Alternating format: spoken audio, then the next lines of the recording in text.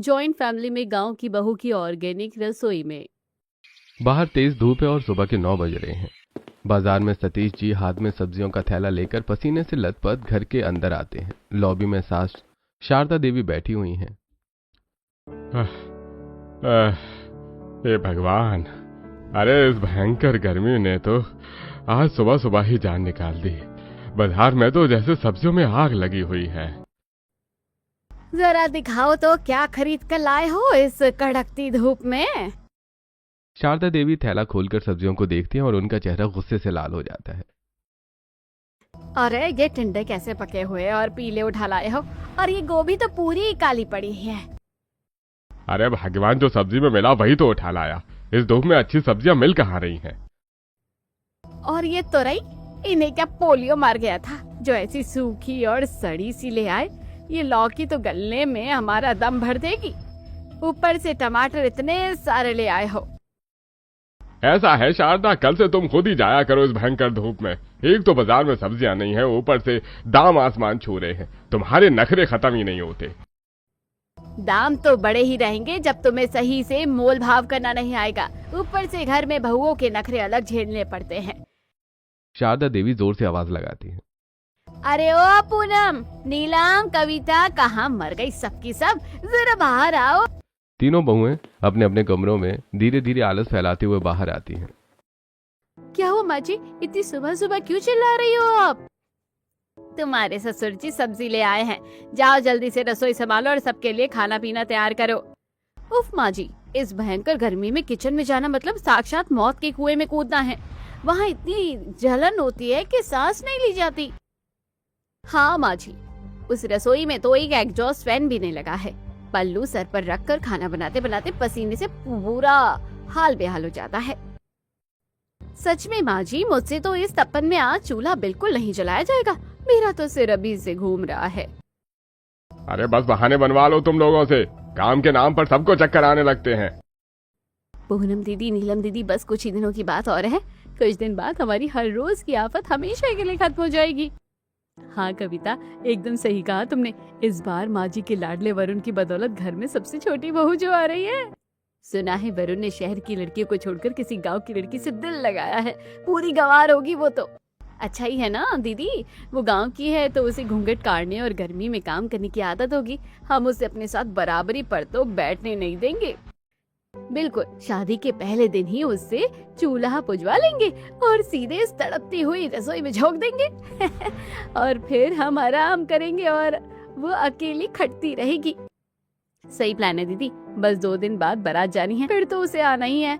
हमारी सारी टेंशन खत्म। मजबूरी में जाकर रसोई में काम करते हैं। उसके 2 दिन बाद घर में वरुण की बारात जाने की हलचल चल रही है। पुरुष लॉबी में तैयार होकर खड़े हैं, लेकिन तीनों बहुएं अभी तक अपने कमरों में बाहर नहीं आई हैं। शारदा देवी गुस्से में लॉबी में चक्कर काट रही हैं। अरे शारदा, बारात निकलने का टाइम हो गया है, गाड़ी बाहर खड़ी है और ये बहुएं कब समझ कर आएंगी? मैं क्या करूं? इन महारानियों के ठाट तो देखो, सुबह से पार्लर वाली को कमरे में घुसा रखा है, अभी तक तैयार नहीं हुई है। तभी तीनों बहुएं पूनम, नीलम और कविता भारी साड़ियों और भारी मेकअप में सज धज कर अपने कमरों से बाहर आती हैं। पूनम, तुम्हें शादी में चलना है या नहीं? घर पर ही फोटो शूट करवाना है। पूरे 2 घंटे लगा दिए। उफ जी, इतना क्यों चिल्ला रहे हो? इतनी बड़ी शादी है, बड़े घर की बहुएं हैं हम, तैयार होने में टाइम तो लगता ही है ना। बड़े घर की बहुएं बाद में बनना, पहले गाड़ी में बैठो। नरेश जी, इस भयंकर गर्मी में हैवी साड़ी संभालना कितना मुश्किल है, आपको क्या पता। ऊपर से सर पर पल्लू का ड्रामा अलग है। कविता, तुम्हारा टचअप खत्म हो गया है, तो चलो, या मैं अकेली बारात में निकल जाऊं? विक्रम जी शांत रहिए, देखिए मेरा आईलाइनर खराब हो गया आपकी चिल्लाहट से। माँ जी देखिए ना इन्हें। बस करो तुम सब, बारात में जाने से पहले ही यहाँ तमाशा मत बनाओ। वरुण कहाँ है? वो तैयार हुआ कि नहीं? तभी वरुण शेरवानी पहने अपने कमरे से बाहर आता है। मैं तैयार हूँ माँ, चलिए। अरे वरुण, दूल्हे राजा के चेहरे पर खुशी क्यों नहीं आई है? अपनी होने वाली गांव की गौरी के ख्याल में खोए हुए हो क्या? हाँ वरुण, हमें भी तो बताओ, तुम्हारी होने वाली रागिनी शहर की हवा झेल पाएगी या नहीं? सुना है वहाँ गांव में तो 24 घंटे बिजली भी नहीं रहती। भाभी, रागिनी बहुत समझदार है, वो गवार नहीं है, उसने कॉलेज की पढ़ाई पूरी की है। कॉलेज की पढ़ाई तो नाम की होगी दीदी, देखना यहाँ आकर हमारे तौर तरीके देखकर होश उड़ जाएंगे। तुम तीनों अपनी ये बकवास बंद करोगे या मैं इनसे कहकर तुम लोगों को यहीं घर पर छोड़ दूं। चलो सब गाड़ी में बैठो।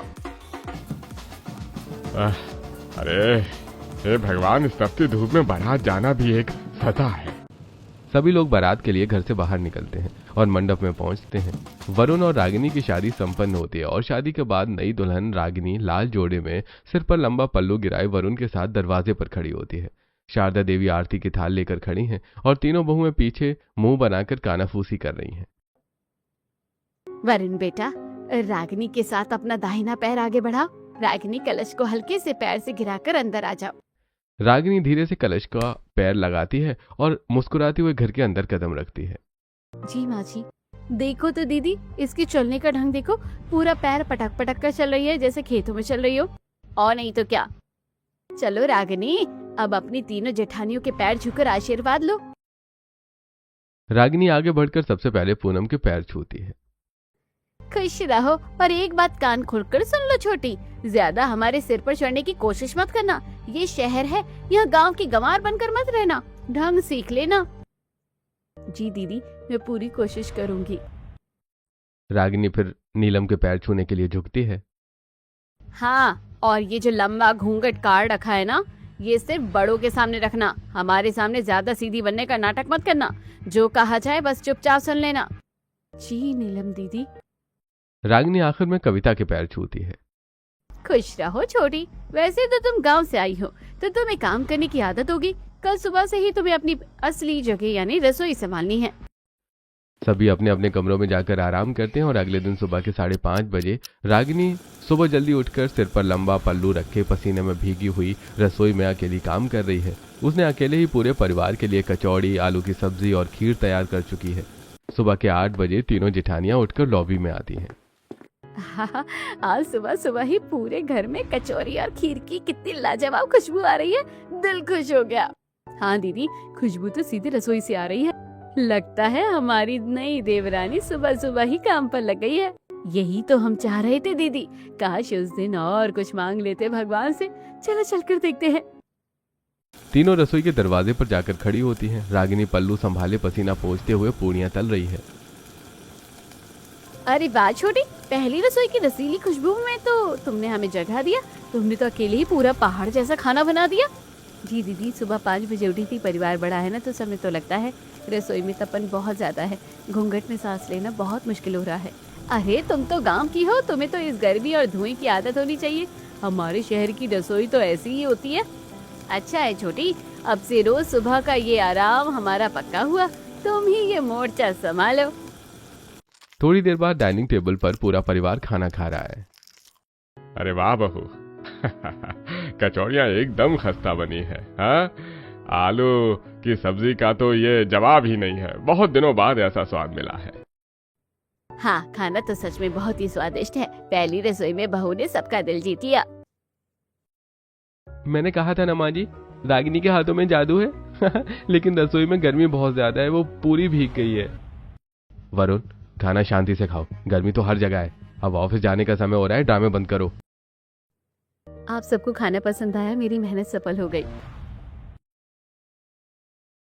तीनों जेठानियां एक दूसरे को देखकर मुस्कुराती हैं और इशारों में राहत की सांस लेती हैं। अब रसोई का काम उनके सर से टल गया था। अगले दिन सुबह लॉबी में शारदा देवी और तीनों बहुएं बैठी हैं और गांव की बहू बर्तन साफ करके रसोई से बाहर आती है। माँ जी, घर में सब्जियां खत्म हो रही है।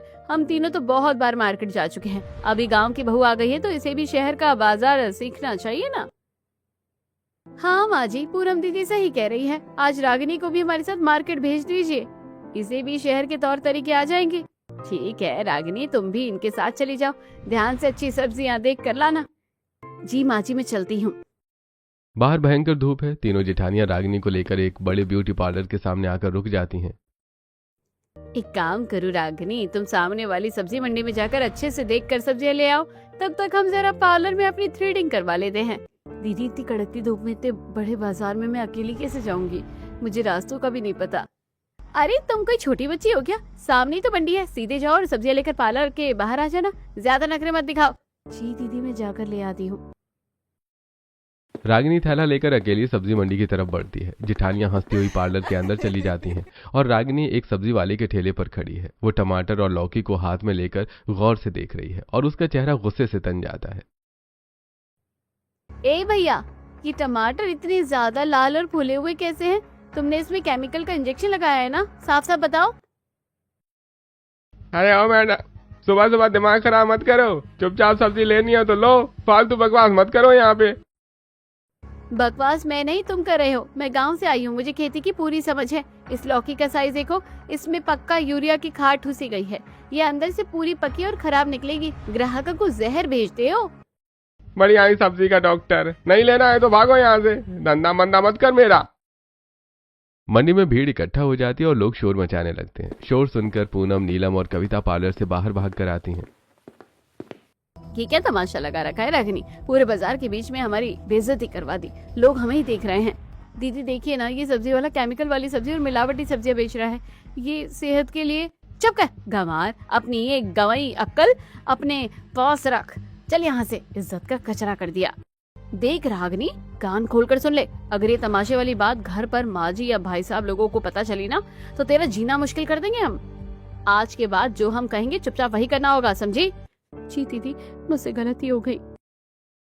रागिनी सिर झुकाकर चुपचाप उनके पीछे चलने लगती है। शाम को सभी आदमी ऑफिस से थककर घर लौटे हैं। डाइनिंग टेबल पर खाना परोसा गया है। ससुर जी, सतीश जी, राजेश, नरेश और विक्रम खाना चखते ही चिढ़ जाते हैं। थाली में सिर्फ उबली हुई दाल और चावल है।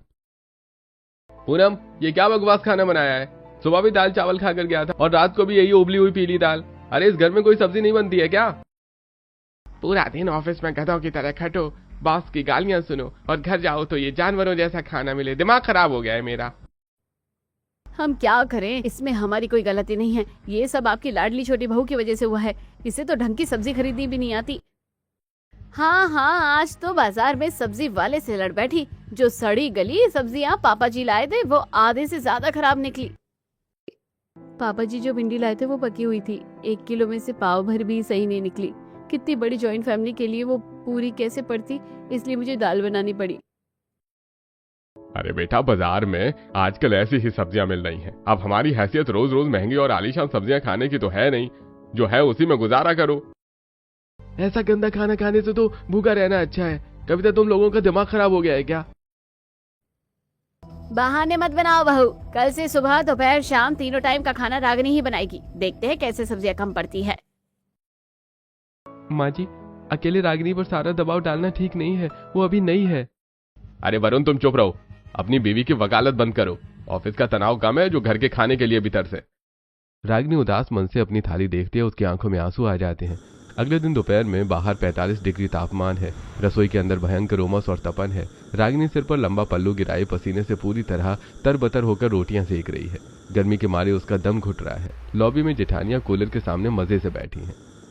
सिर घूम रहा है, घूंघट के कारण हवा भी नहीं लग रही है। इतनी बड़ी फैमिली के लिए 3 टाइम अकेले खाना बनाना, मेरी तो जान निकल जाएगी। तभी शारदा देवी कमरे से बाहर आती हैं और बहुओं को आराम करते देखकर भड़क जाती है। तुम तीनों यहाँ कूलर की हवा खा रही हो, जाओ रसोई में जाकर अपनी छोटी देवरानी की मदद करो। अकेली लगी है सुबह से। उफ माँ जी, क्या बताऊँ, अचानक मेरे पेट में बहुत तेज दर्द हो रहा है। मुझसे तो सीधा खड़ा भी नहीं हुआ जा रहा। हाँ माँ जी, मुझे भी सुबह से चक्कर आ रहे हैं। ये भयंकर गर्मी में अगर मैं रसोई में गई तो मैं वहीं बेहोश होकर गिर जाऊंगी। माँ जी, मेरी तो तबीयत ही ढीली लग रही है। उल्टी जैसा मन हो रहा है। डॉक्टर ने मुझे तपन से दूर रहने को कहा है। काम के वक्त तुम सबकी तबीयत एक साथ खराब हो जाती है। रागिनी, तुम ही पूरा करो, इनसे तो कुछ होने नहीं वाला। शाम को रागिनी थकी हारी कमरे में बाहर आकर बैठती है। वरुण कमरे में आता है। रागिनी, तुम रो रही हो, क्या हुआ? तबीयत ठीक नहीं है क्या तुम्हारी? वरुण जी, रसोई में बहुत ज्यादा गर्मी लगती है। जॉइंट फैमिली का नियम है तो पल्लू भी नहीं हटा सकती। दीदी लोग बीमारी का बहाना बनाकर सारा काम मेरे ऊपर अकेले छोड़ देती है। मुझसे नहीं हो रहा। ये तो सरासर अन्याय है। मैं कल सुबह ही भाई साहब लोगों और माँ जी से इस बारे में बात करता हूँ। अगले दिन सुबह वरुण लॉबी में सभी के सामने अपनी बात रखता है। पूरी जॉइंट फैमिली वहां मौजूद होती है। भाई साहब, माँ जी, मैं बस इतना कहना चाहता हूँ कि रागिनी अकेले पूरे जॉइंट परिवार का काम इस भयंकर गर्मी में नहीं कर सकती। भाभी लोगों को भी उसका साथ देना चाहिए। अच्छा, तो 2 दिन की आई लड़की ने अब हमारे खिलाफ कान भरने शुरू कर दिए। इतने सालों से हमने ये घर संभाला, तब किसी को गर्मी नहीं लगी। हाँ नरेशी, देखिए जरा, हमारी तबीयत खराब है तो इसे 2 दिन काम करना भारी पड़ रहा है। कैसी बदतमीज बहू है ये। वरुण, अपनी बीवी को समझा कर रखो। हमारे घर के अंदर ये बंटवारे और काम चोरी की बातें नहीं चलेंगी। हम दिन भर ऑफिस में खटते हैं, घर के ड्रामे सुनने के लिए नहीं। अरे अपनी बीवी के पल्लू से बाहर निकलो वरुण, और घर में कलेश मत करवाओ। वरुण जी प्लीज चुप हो जाइए, मेरी वजह से घर में कलेश हो रहा है, मुझे बहुत गिल्टी महसूस हो रहा है। घर के सारे मर्द गुस्से में ऑफिस चले जाते हैं। जेठानियां रागिनी को घूरती हैं। नहीं, शिकायत करने से बात और बिगड़ गई। काम तो मुझे ही करना है। मुझे खुद ही कुछ ऐसा उपाय निकालना होगा जिससे ये रसोई ठंडी हो सके और काम आसान हो जाए।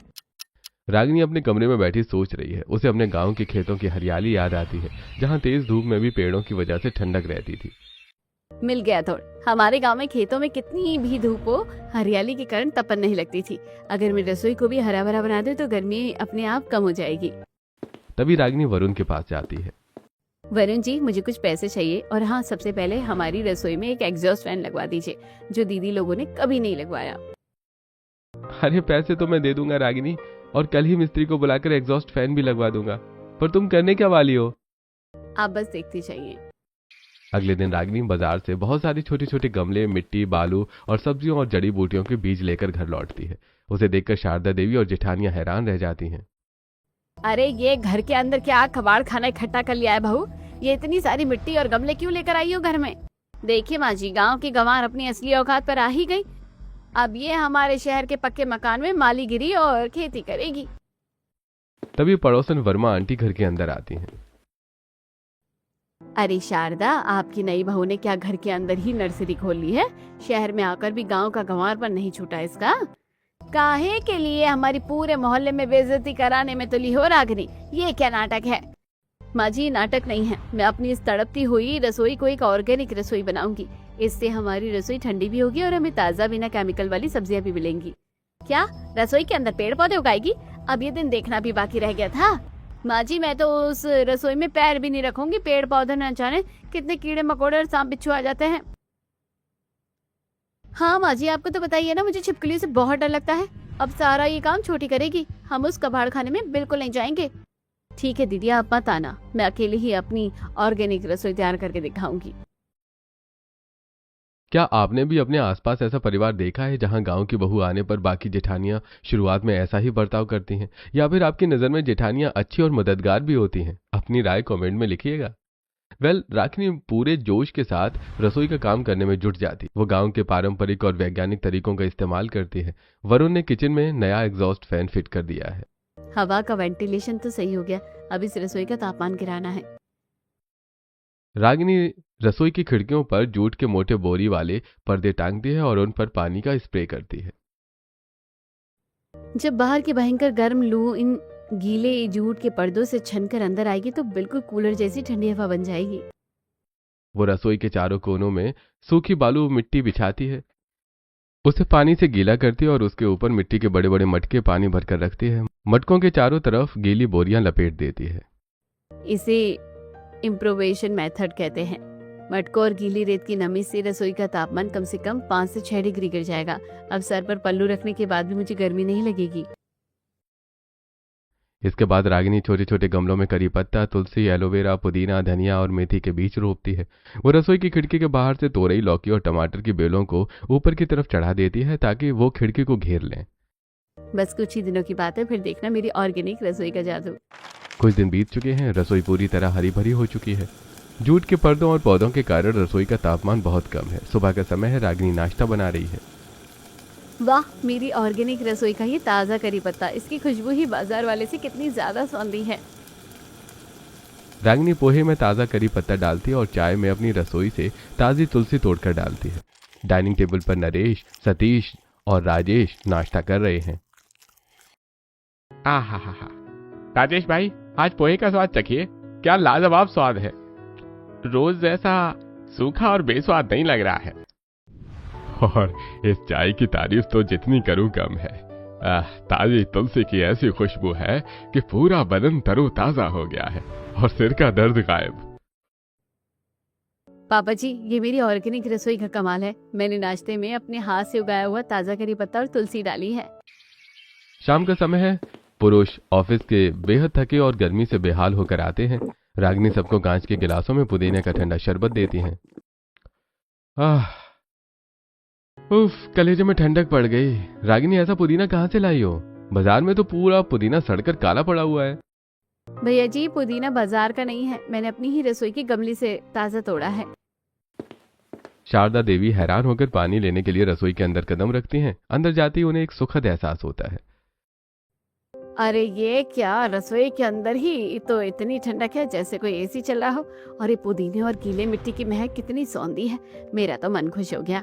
माँ जी, ये सब पौधों और मिट्टी के मटकों का जादू है। अब मुझे पल्लू रखने पर भी गर्मी नहीं लगती। जिठानियां बाहर खड़ी होकर ये सब देखती हैं और जलन से उनका चेहरा उतर जाता है। अगले दिन दोपहर का समय है। सतीश जी हाथ में थैला लिए मूंछों पर ताव देते हुए गुनगुनाते आ रहे हैं। रास्ते में उनके दोस्त शर्मा जी और सब्जी वाला मिलते हैं। अरे शर्मा जी, राम राम। इस तपती दोपहरी में कहाँ घूमे जा रहे हो? अरे सब्जियों के दाम तो देखो, आसमान छू रहे हैं, ऊपर से सड़ी गली मिल रही है। अरे राम राम शर्मा भाई, दाम चाहे जो हो मुझे क्या फर्क पड़ता है। अरे मेरा जॉइंट परिवार है, पर हमारे घर तो राजाओं जैसा ठाठ है आजकल। हैं? ऐसा क्या अलादीन का चिराग मिल गया तुम्हें? हमारे तो बजट के छक्के छूटे पड़े हैं। अरे चिराग नहीं, हमारे घर में गांव की बहू आई है। उसने घर की काया ही पलट दी है। रसोई को ऑर्गेनिक रसोई बना दिया है। बाजार से सब्जी लाने का झंझट ही खत्म। सतीश जी सब्जी वाले के ठेले पर रुकते हैं। अरे बाबूजी, राम राम। आज क्या क्या दे दूं? एकदम ताजा टमाटर, लौकी, कद्दू सब है। अरे नहीं नहीं भाई, ये टमाटर, लौकी, कद्दू, टिंडे, ये सब वीआईपी चीजें हमें मत दिखाओ। ये सब तो हमारी बहू अपनी ऑर्गेनिक रसोई में ही उगा लेती है। अरे क्या बात कर रहे हो बाबूजी, रसोई में कद्दू, लौकी? अरे हाँ भाई, बस एक काम करो, 5 किलो आलू, 2 किलो प्याज, आधा किलो लहसुन और पाव भर अदरक दे दो, जो जमीन के अंदर उगती है। बस वही मंगाती हैं वो। बाकी सब ऊपर की सब्जियां तो वो खुद ही तोड़ लेती है। अरे भाई साहब, मान गए आपकी गांव की बहू तो। ऐसी होशियारी बहू तो किस्मत वालों को मिलती है।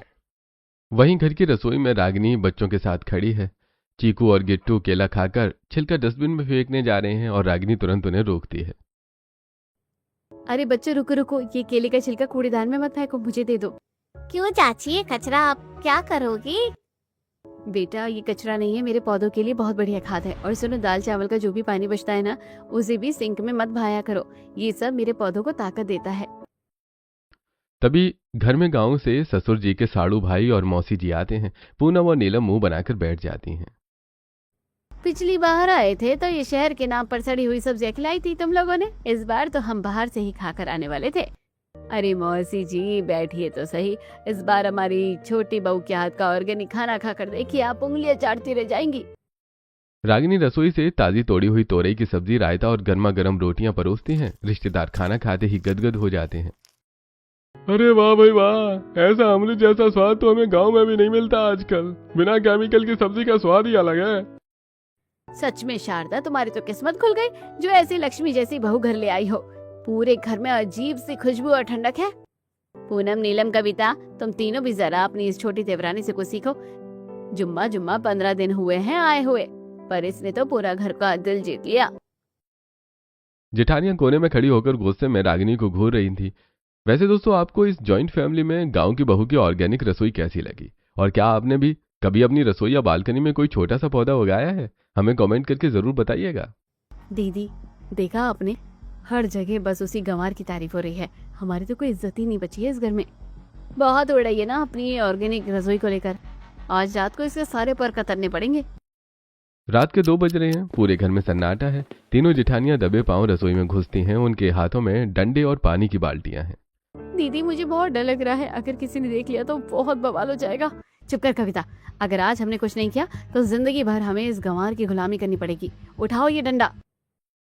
तीनों जेठानियां मिलकर रागिनी की मेहनत से उगाए पौधों को बेरहमी से उखाड़ने लगती हैं। गमलों को तोड़ देती हैं। रागिनी ने जो डिब्बों में गीली खाद बनाई थी उसे जमीन पर लुढ़का देती हैं। खिड़की के पर्दे फाड़ देती हैं। लो, हो गई इसकी ऑर्गेनिक रसोई साफ। अब देखते हैं ये कल सुबह कैसे ठंडी हवा खाती है और कैसे तारीफें बटोरती है। अगले दिन सुबह के 6 बजे रागिनी हमेशा की तरह मुस्कुराते हुए रसोई का दरवाजा खोलती है और अंदर का नजारा देखकर चीख पड़ती है। हे भगवान, ये क्या हो गया? मेरी रसोई, मेरे पौधे, किसने किया ये सब? रागिनी घुटनों के बल बैठ जाती है और टूटे हुए पौधों को देखकर फूट फूट कर रोने लगती है। उसकी आवाज सुनकर शारदा देवी और पूरा परिवार दौड़ कर आता है। हे भगवान, ये क्या अनर्थ हो गया? पूरी रसोई में मिट्टी फैली है, खाद बिखरी है और मक्खियां भिनभिना रही है। अरे ये सब किसने किया? क्या घर में कोई बिल्ली घुस आई थी या रात को बंदरों का झुंड आया था? पापा जी, ये किसी जानवर का काम नहीं है। गमले जानबूझकर तोड़े गए हैं। ये किसी की सोची समझी साजिश है। उसी समय पूनम, नीलम और कविता कमरे में बैठकर हंस रही हैं और कहती हैं, मजा आ गया। अब आई ना गंवार अपनी औकात पर। मेरे हफ्तों की मेहनत सब बर्बाद कर दी। मैंने किसी का क्या बिगाड़ा था? रागिनी रोते रोते टूटी हुई मिट्टी और पौधों को समेटने लगती है। वो कुछ दिन बीत चुके हैं। रागिनी अब बिल्कुल गुमसुम रहती है। उसने पौधे उगाना छोड़ दिया है। रसोई की सारी हरियाली खत्म हो चुकी है। वही पुरानी भयंकर गर्मी और उमस फिर से लौट आई है। घर का बजट भी बिगड़ गया है। लो, बाजार से फिर वही सड़ी गली सब्जियां महंगी वाली लानी पड़ रही हैं। हफ्ते भर का बजट 3 दिन में ही खत्म हो गया। और खाने में अब वो स्वाद भी नहीं रहा। रागिनी अब मन मार कर खाना बनाती है। घर का माहौल एकदम बोझिल हो गया है। तभी पूनम का बेटा चीकू तेज बुखार में करहाते हुए लॉबी में आता है। मम्मी, मेरे पूरे बदन में बहुत तेज दर्द हो रहा है। मुझसे खड़ा भी नहीं हुआ जा रहा। अरे चीकू, तेरा शरीर तो तवे की तरह तप रहा है। राजेश जी, जल्दी देखिए मुन्नी को क्या हो गया है। डॉक्टर को घर बुलाया जाता है। डॉक्टर चीकू का चेकअप करता है और गंभीर हो जाता है। देखिए शर्मा जी, बारिश का मौसम है, चारों तरफ मच्छर फैल रहे हैं। आपके बेटे को डेंगू हुआ है और इसके प्लेटलेट्स काफी गिर गए हैं। हे भगवान, मेरे बच्चे को डेंगू है। डॉक्टर साहब, कुछ भी करिए, इसे ठीक कर दीजिए। देखिए, दवाइयां तो मैं दे रहा हूं, पर सबसे जरूरी बात, इसे बाहर का या बाजार का कुछ भी मिलावटी खाना या जूस नहीं देना है। इसे पूरी तरह शुद्ध घर का बना हुआ सूप, गिलोय तुलसी का अर्क देना है। और अगर थोड़ा भी इन्फेक्शन हुआ तो मामला बहुत बिगड़ जाएगा। डॉक्टर के जाने के बाद पूनम और बाकी जेठानियां रोने लगती हैं। बाजार में भी कोई भी शुद्ध चीज नहीं मिल रही है। नीलम दीदी, कविता, ये क्या हो गया? डॉक्टर ने बाजार की सब्जियों का सूप देने से भी मना कर दिया। उनमें केमिकल होता है। काश हमने उस दिन रागिनी की ऑर्गेनिक रसोई खराब नहीं की होती तो आज मुन्ने को हम घर की शुद्ध चीजें खिला पाते। हाँ दीदी, हमसे बहुत बड़ी भूल हो गई है। अपनी जलन के चक्कर में हमने मासूम बच्चे की जान दांव पर लगा दी है। रागिनी चुपचाप कोने में खड़ी ये सब सुन लेती है। वो तुरंत अपनी टूटी हुई रसोई के बचे कुछ हिस्से में जाती है। खिड़की के बाहर बची हुई एक छोटी सी लौकी और तुलसी के कुछ पत्ते उसे मिल जाते हैं। वो चुपचाप उसका सूप और काढ़ा तैयार करती है और पूनम के पास लाती है। पूनम दीदी, रोइए मत। ये लीजिए, खिड़की के बाहर जो लौकी की बेल बची थी उसमें से मैंने ये ताज़ा सूप बनाया है। और ये तुलसी का काढ़ा चीकू को पिला दीजिए, वो जल्दी ठीक हो जाएगा। पूनम कांपते हाथों से सूप लेती है और चीकू को पिलाती है। 2 दिन तक रागिनी दिन रात चीकू की सेवा करती है और उसे अपनी बची हुई ऑर्गेनिक चीजें खिलाती है। 2 दिन बाद डॉक्टर चीकू का दोबारा चेकअप करने आता है और उसकी रिपोर्ट देखकर दंग रह जाता है। अरे वाह, ये तो किसी चमत्कार से कम नहीं है शर्मा जी। डेंगू का कोई पेशेंट इतनी जल्दी रिकवर नहीं होता। चीकू के प्लेटलेट्स बहुत तेजी से बढ़े हैं। आपने इसे दवाइयों के अलावा ऐसा क्या खिलाया है जो इतनी जल्दी खड़ा हो गया? डॉक्टर साहब, ये सब हमारी छोटी बहू रागिनी का कमाल है। इसने अपने हाथ से उगाई शुद्ध सब्जियां और तुलसी का काढ़ा पिलाकर हमारे बच्चे को ठीक कर दिया है। मान गई बहू जी, आपकी ये ऑर्गेनिक रसोई तो किसी अस्पताल से भी बढ़कर कीमती है। बच्चे की जान आपने ही बचाई है। डॉक्टर के जाने के बाद पूनम, नीलम और कविता की आंखें खुल जाती हैं। वो रोती हुई रागिनी के पास जाती हैं और उसके पैर पकड़ लेती हैं। छोटी, हमें माफ कर दे। हम इतने अंधे हो गए थे कि हमने ही रात को छिपकर तेरी रसोई उजाड़ी थी। तूने फिर भी हमारे बच्चे की जान बचाई। हम माफी के काबिल तो है नहीं। हाँ रागिनी, हमें माफ कर दो। हमने हमेशा तुम्हें नीचा दिखाया, पर तुमने हमारे पाप का बदला पुण्य से दिया। दीदी, मैं आप लोगों से बहुत नाराज हूँ। आप चाहती तो मुझसे सारा काम करवा लेती, मैं बिना शिकायत करती, पर आपने उन मासूम पौधों को मार दिया जो हमें जिंदगी दे रहे थे। मैं आपको इतनी आसानी से माफ नहीं कर सकती। रागिनी नाराज होकर अपने कमरे में चली जाती है। जेठानियां शर्म से सिर झुका लेती हैं। अगले दिन सुबह रागिनी सोकर उठती है और जैसे ही सीढ़ियों से नीचे लॉबी में उतरती है वो हैरान रह जाती है। पूरा लॉबी और रसोई के बाहर सैकड़ों नए सुंदर छोटे छोटे गमले, रंग बिरंगे फूलों और सब्जियों के पौधे सजे हुए हैं। तीनों जेठानियां और बच्चे हाथ जोड़कर खड़े हैं। अरे ये सब क्या है? इतने सारे नए गमले और पौधे कहाँ से आए?